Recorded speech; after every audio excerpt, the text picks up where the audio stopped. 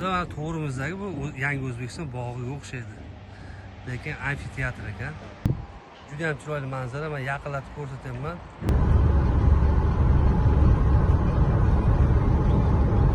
Ko'cha kengligini qaranglar do'stlar. Ko'chamiz vobshe keng. Do'stlar, mana uyimizni ko'rib tursa, deyarli 9-qavatga kelib qoldik. Uylarimiz juda ham arzon, zo'r taklif. Mana uyimizda 9 ta qavatdan iborat.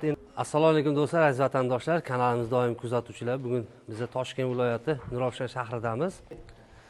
Do'stlar, atrofni ko'ryapsizlarmi? Qanaqangi chiroyli joyda turibmiz. Ko'pchilik o'ylashi mumkin, bu qayerda ekan deb. Hozirda biz Toshkent viloyatining markazi, ya'ni Nurafshon shahri, Nurafshon Cityda turibmiz. Do'stlar, super narx. Agarda siz ushbu xonadonda uy sotib olsangiz, 1 kvadrati $500 dan boshlanadi. Agarda siz shu pulni 100% to'lasangiz, demak siz patkuch shundoqqina kirib yashaydigan uy sotib olishingiz mumkin. Narxlarimiz tepa qavatdan past qavatga tushguncha $660, ya'ni patkuch holat 100% to'laganingizda bemalol kelib sotib olsangiz bo'ladi. Shundoqqina oldimiz Toshkent viloyati hokimiyati. Bu yoqda IT universiteti, yonida prezident maktabi, deputatlar bog'i, xotira maydoni, pojarniy, milliy gvardiya, ichki ishlar hammasi shu yerda. Shundoqqina katta trassaning yonginasidagi super taklif. Albatta videoni ko'rib boring. Ko'pchilik bizdan so'raydi, ishonchli quruvchi, ishonchli uy so'raganligi. Mana bu ishonchli uyimiz.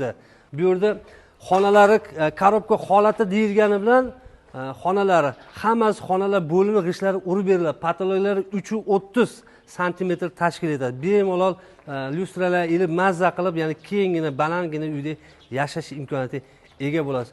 Toshkent shahri, Nurafshon City, Nurafshon shahrining markazi, to'g'rimizda hokimiyat. Atroflarni juda ham chiroyli joydan, ishonchli quruvchidan uy sotib olishingizni taklif etamiz. Hammaga rahmat, sog' bo'ling, salomat bo'ling. Markaziy ko'cha shundaki. Markaziy ko'cha. Mana bino qanaqa bino bo'lyapti? Bu ichki nima? Pojarniy bu. Pojarniymiz. Pojarniy. Bunisi uvdi bu. Ichki ishlar nimasi? Ichki ishlar. Juda keng ekan-da ko'chalar, ha? Ko'chalar juda keng. Bu institut. Qanaqa institut? IT. Prezident maktabi. Prezident maktabi ham bor. Prezident maktabi ham bor. Mana bu yoq nimaga xotira maydoni. Xotira maydoni. Keyin viloyat ichki ishlari. Undan keyin bu yog'i bansa. Viloyat markaziy bansasi o'sha yerga qurilish boshlangan, ketyapti, davom etyapti. Hop, bundan keyin deputatlar bog'i. Undan keyin deputatlar bog'i, mana bu. Undan keyin mana bu bizda obyekt, mana bu to'g'ri turgan. Bu Omad Hamkor himoyinga tegishli 9-etajga chiqqan. A blokimiz yopilgan, V blokimiz 9-etaj yopilyapti. B blokimiz 8-etajga chiqqan. Bizning yonimizda Markaziy bank, undan keyin sud, undan keyin prokuratura. Bu yoqda amfiteatr. To'g'rimizda hokimiyat quriladi. Hokimiyat ro'parasi bo'ladi.